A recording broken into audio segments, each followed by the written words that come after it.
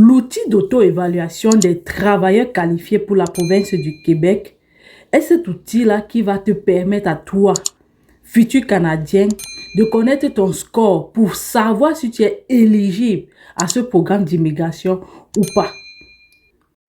Salut, chère communauté, bienvenue chez Canada High Tech 2020. Pour ceux-là qui ne me connaissent pas, je suis Anne-Brigitte, présentatrice de la chaîne Canada High Tech 2020. J'adresse mes salutations à toute la diaspora, à l'Afrique, à mes futurs Canadiens. Ici, je parle d'immigration, je parle des différents programmes d'immigration. Donc, si tu as un projet, celui de venir ici au Canada, alors là, tu tombes sur la bonne vidéo car Canada High Tech 2020 va te donner une orientation dans ton programme d'immigration. Peu importe le programme d'immigration que tu vas choisir, nous allons te diriger, nous allons t'orienter. Mais avant, j'aimerais que vous sachiez que Canada High Tech n'est pas agent d'immigration. Nous ne sommes pas consultants en immigration.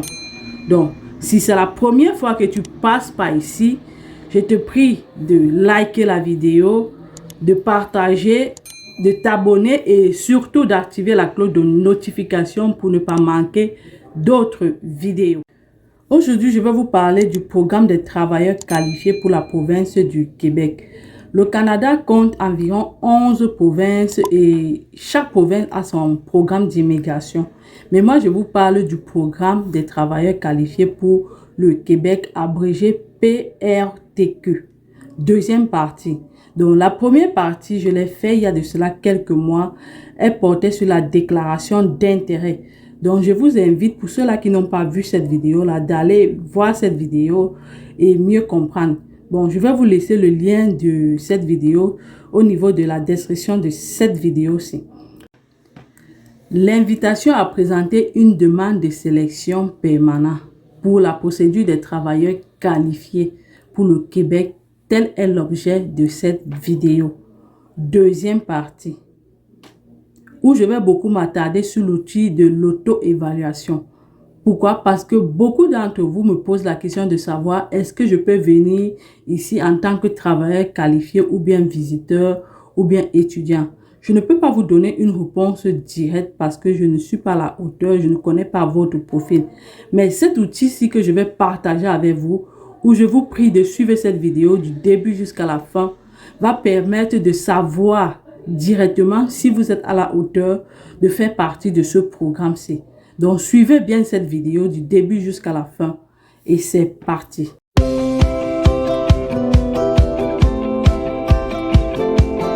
Google, c'est mon meilleur ami, meilleur outil de recherche. Bon, sans tarder, immigration, Europe. Je suis... Voilà, immigration et citoyenneté Canada. Le lien de ce site officiel, vous l'aurez dans la description de cette vidéo. Bon, à menu, je vais directement immigration et citoyenneté, immigré. Parfait. Voilà. Travailleurs qualifiés sélectionnés par le Québec. Parfait. Gouvernement du Québec. Parfait. Bon, pour avoir une très bonne compréhension, je vous prie d'aller regarder la première vidéo sur le programme des travailleurs réguliers qualifiés pour le Québec. Bon, si vous ne suivez pas cette vidéo, vous ne pouvez pas mieux comprendre la deuxième vidéo. Donc, je vous exhorte d'aller regarder cette première vidéo avant de passer à cette seconde vidéo-ci. Bon, cette deuxième partie va porter sur l'invitation à présenter une demande de sélection permanente qui repose sur un certain nombre de critères, à savoir le test linguistique, votre âge, votre diplôme, votre conjoint et les enfants aussi. Bon, nous allons donc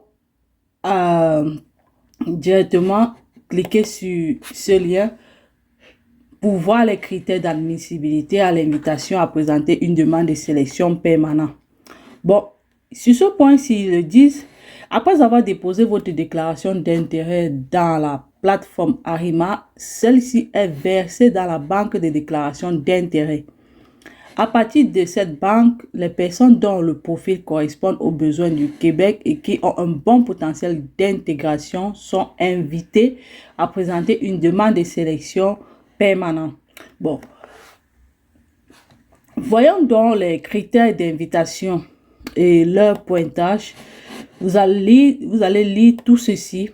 Je vous recommande à le lire, bien le lire pour savoir tout ce qu'on demande pour les conditions d'admissibilité, quoi. Bon.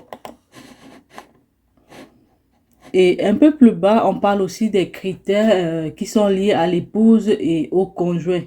Et nous avons aussi les critères selon la région et la destination au Québec. Bon. Et aussi, nous avons cet outil d'auto-évaluation, ce qui vont vous aider à savoir quels sont les critères de sélection, quel est le score qu'on demande pour être extrait du bassin Arima. Bon, je vais cliquer sans tarder, donc je vais donc cliquer sur cet outil d'auto-évaluation comme ceci et j'entre directement à la plateforme Arima et je vais commencer. Bon, je vais prendre le cas d'un candidat qui est célibataire. Il suffit seulement de choisir comme ceci. Je vais prendre le cas d'un célibataire âgé entre, voilà ça, entre 18 et 30 ans. Vous voyez, quelqu'un qui est âgé entre 18 et 30 ans, il a 130 points. Vous voyez comment le pointage augmente. Et bon, si je prends pour quelqu'un qui est à 45 ans et plus, vous voyez, il a 0 points. Donc, ces critères vont déterminer votre âge, comme on a dit, votre test de langue, votre niveau d'expérience et vos diplômes. Donc, c'est sur ça. Vous ne pourriez ne pas avoir tous ces critères-là, mais vous aurez un score qui répond quand même à ce qu'on demande. Et vous serez sélectionné. Donc, ça va dépendre de tout un chacun, du profil de tout un chacun. Bon, notre candidat est âgé entre 18 et 30 ans. Ok, je vais continuer. Le niveau de scolarité. Je vais prendre pour quelqu'un qui est allé à l'université, qui a un niveau 3, donc c'est-à-dire une licence.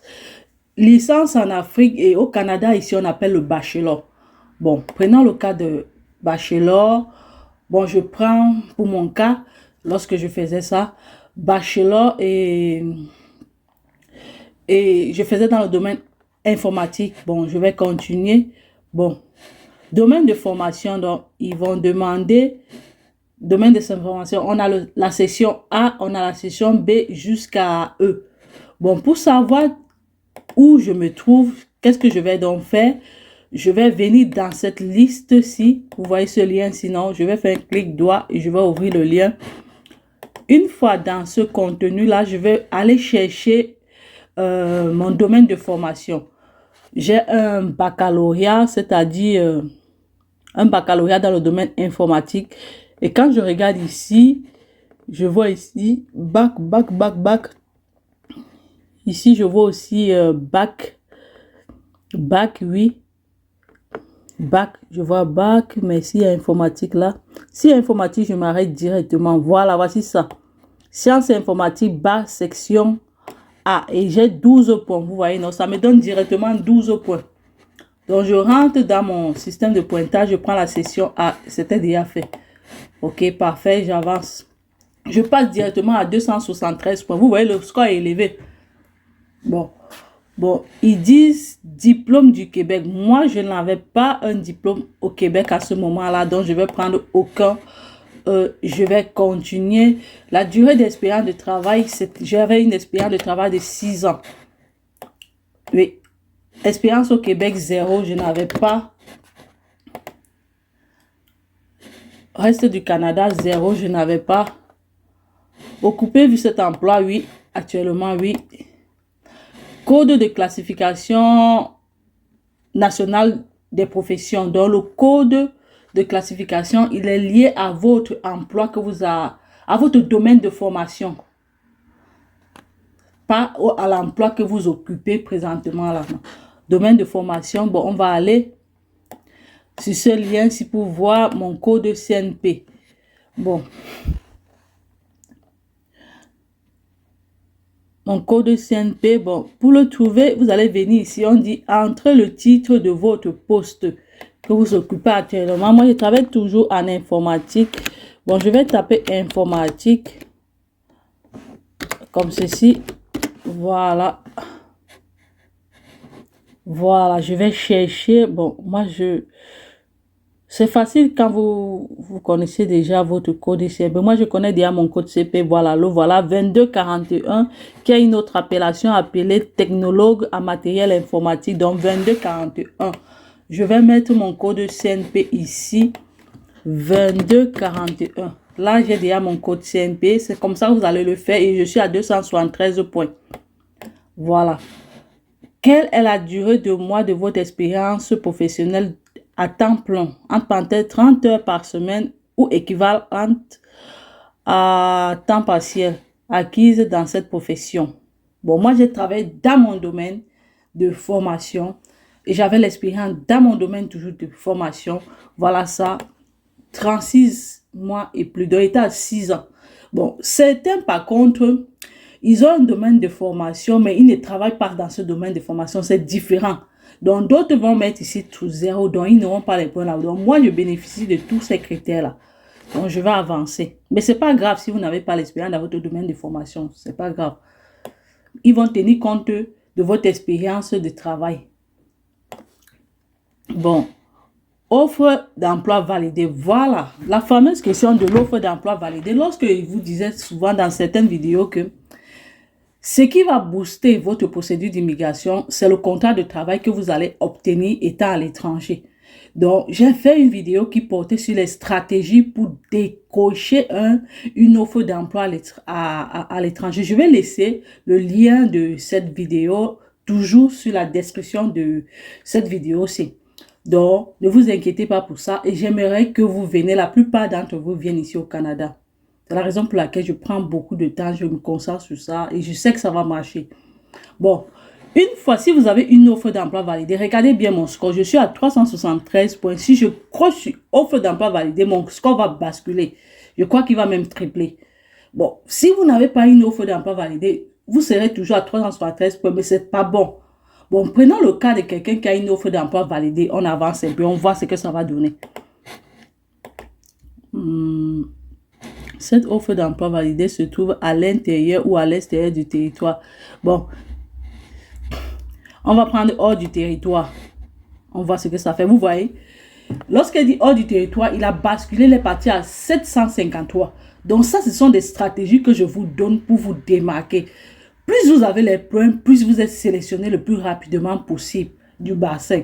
Donc, si je choisis ce programme de travailleurs qualifiés pour le Québec et que j'ai une offre de travail, si j'ai un contrat de travail ici avec un employé, alors la procédure qui dure environ 21 mois, pour moi, elle peut aller même à 1 an, via même 1 an et demi. Donc, le plus rapidement possible, je vais venir ici. Et cette procédure-là, moi, je la recommande pour tous mes camarades de promotion, ceux qui ont à peu près le même profil que moi, de faire cette procédure-là. Et ils ne seront pas déçus. Bon, on avance.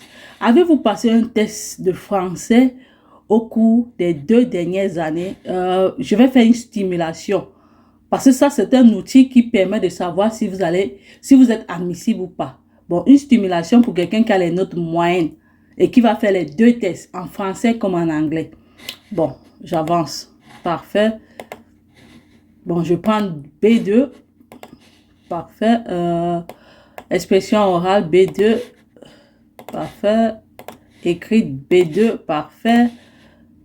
Écrite. Parfait. Bon, pour l'anglais aussi, je dis oui. Je prends le niveau moyen toujours. Hein. Donc, je vous exhorte à faire tout ça. Faites ça. Et moi, mon vœu, c'est que la plupart là viennent ici.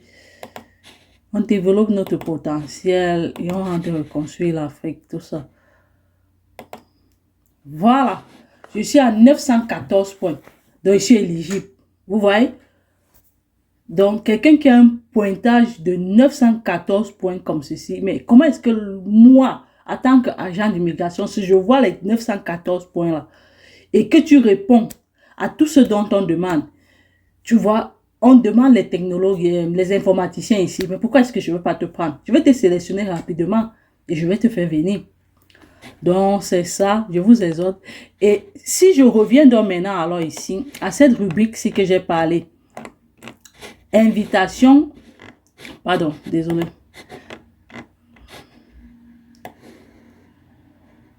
Invitation à présenter une demande de sélection permanente. Si je viens ici un peu plus bas, regardez bien. Puisque moi, je vous montre les trucs qu'on ne va jamais vous montrer si je ne vous dis pas. Regardez bien ici. Regarde, on dit exercice d'invitation en 2022. Voilà les scores. Bon, l'invitation du 1er décembre 2022, lorsque je clique là, on dit un nombre d'invitations. Le ministre de l'immigration, de la francisation et de l'intégration a invité 513 personnes à lui présenter une demande de sélection à titre permanent. Date et l'heure de l'extraction dans le bassin. Date à laquelle on les a extraits, c'était le 28 novembre 2022 à 6h30, donc c'est-à-dire 18h. Ces invitations s'adressaient aux personnes répondant à l'un ou l'autre des critères suivants. On dit bien l'un ou l'autre des critères. Donc, ce n'est pas tous les critères. Donc, ils avaient ces codes CNP, c'est-à-dire 02 13 21 31 21 45. Donc, vous allez lire tout ça. Vous allez voir. Vous voyez, la plupart sont les informaticiens, les ingénieurs, technologues ou techniciens, génie civil. Il y a tellement de domaines de formation, soit infirmiers, enseignants. Bon, vous voyez. Et on dit maintenant, elles avaient un pointage égal ou supérieur à 589 points. Mais alors, notre candidat, s'il a 914 points, donc il est éligible à faire ce programme d'immigration. C'était tout pour cette vidéo. Écrivez-moi dans la rubrique des commentaires si vous avez aimé une vidéo de ce genre. Alors, n'oubliez pas aussi de vous abonner, de partager, de commenter, d'activer la cloche de notification pour ne pas manquer d'autres vidéos. On se revoit à la prochaine vidéo.